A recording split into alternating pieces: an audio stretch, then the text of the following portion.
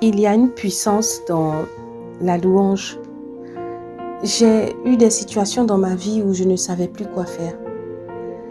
Je sais que c'est des impasses qu'on peut rencontrer en tant que chrétien et je remercie vraiment le Dieu Tout-Puissant, le Dieu que je prie. Je le remercie infiniment pour tout ce qu'il a relevé comme défi dans ma vie. J'ai eu des situations où je ne savais plus quoi faire. Où j'ai pu prier pour un sujet pendant des années sans voir l'aboutissement. Lorsqu'un jour le Seigneur a mis sur mon chemin la réponse à ma question, je me posais la question de savoir, Seigneur, vraiment, j'ai fait tout ce que je devais faire. J'ai tout donné dans l'intercession, j'ai tout donné dans la prière, la supplication. Seigneur, qu'est-ce que je peux faire par rapport à ce que je te demande et tu ne me réponds pas. C'est à ce moment-là où l'Éternel a permis que je tombe sur certains passages dans la Bible qui m'ont fait comprendre que lorsque j'ai tout essayé, en tant qu'humain, est-ce que j'ai pensé à utiliser la louange lorsque j'ai tout essayé? Et je me suis mise à louer le Seigneur. Louer le Seigneur pour ce sujet de prière qui me tenait tant à cœur pendant des années. Et quand j'ai commencé à louer le Seigneur en le remerciant pour ce sujet de prière qu'il a exaucé pour moi, par avance, lui dire merci en lui disant merci Seigneur. Merci Seigneur parce que tu as exaucé ma prière. Je te remercie parce que tu m'as donné ce que je t'ai demandé. Bien que mes yeux n'avaient pas encore vu la manifestation de ce que je voulais, j'ai commencé à louer l'Éternel. J'ai commencé à le remercier. J'ai commencé à lui dire merci. Seigneur, merci pour ce sujet. Merci parce qu'il est accompli dans ma vie. Merci parce que tu as amené à l'existence ce sujet. Je veux te dire aujourd'hui que si tu as tout utilisé comme moi, rappelle-toi qu'il y a la louange. Il est écrit dans 2 Chroniques 20, 22, au moment où l'on commençait les acclamations et les louanges, l'Éternel plaça des embuscades contre les Ammonites et les Moabites et ceux des monts de Séhir qui étaient venus contre Juda et ils furent battus. Donc j'ai compris qu'en fait l'ennemi combattait mon sujet de prière. L'ennemi venait placer des embuscades sur ma route. Mais quand j'ai commencé à louer l'Éternel, le remercier pour ce sujet de prière qui par la foi était déjà répondu, c'est l'Éternel lui-même qui a mis des embuscades sur la route de mes ennemis. Au moment où j'ai commencé à le louer, à l'adorer pour ce sujet de prière, pour la réponse à ce sujet, il a placé des embuscades contre toute opposition à la matérialisation, à la manifestation de ce sujet de prière dans ma vie.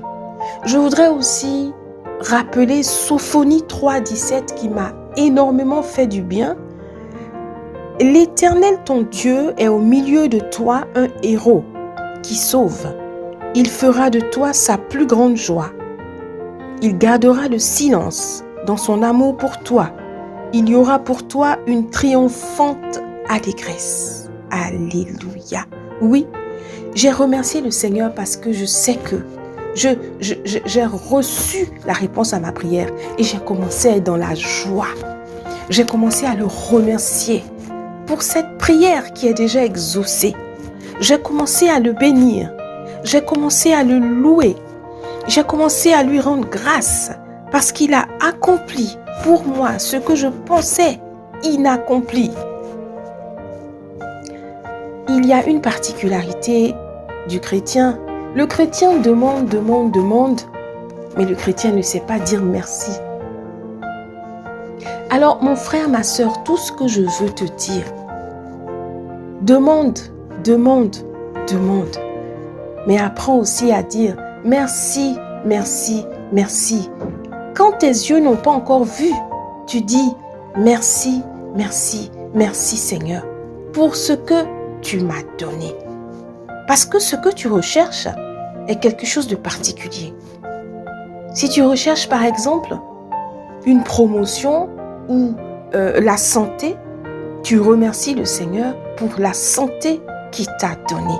Il faut manifester ce remerciement-là avant son accomplissement, avant l'accomplissement de ce que tu as demandé à l'Éternel.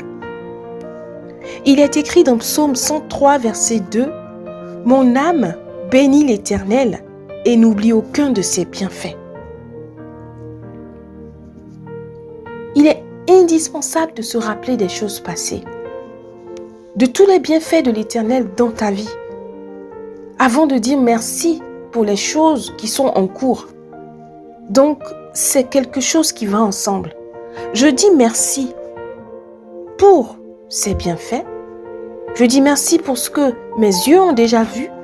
Et je dis merci pour ce que je cherche à obtenir au-delà de ce que mes yeux ont déjà vu. Et le dernier passage que je voudrais lire, c'est Psaume 97, 12. Juste, réjouissez-vous en l'Éternel et célébrez son Saint-Nom. On se réjouit en l'Éternel quelle que soit la situation. Même quand tu es dans l'attente d'une réponse à ta prière, tu te réjouis parce que tu as la réponse. Merci Seigneur parce que tu m'as déjà répondu. Donc, la conclusion de cette petite exhortation, ce petit passage, c'est qu'il faut commencer à remercier l'Éternel pour ses bienfaits.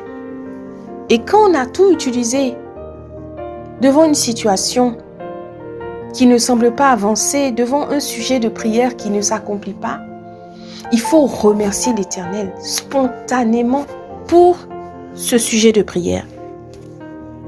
Voilà un peu ce que je voulais partager avec toi, parce que ces passages m'ont réellement fait du bien et m'ont fait comprendre toutes choses.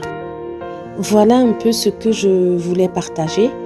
Que le Seigneur nous bénisse tous et nous permette de rester focalisés sur ce lifestyle qu'est la louange pour ce qu'on a eu et pour ce qu'on souhaite obtenir de la main de notre Père.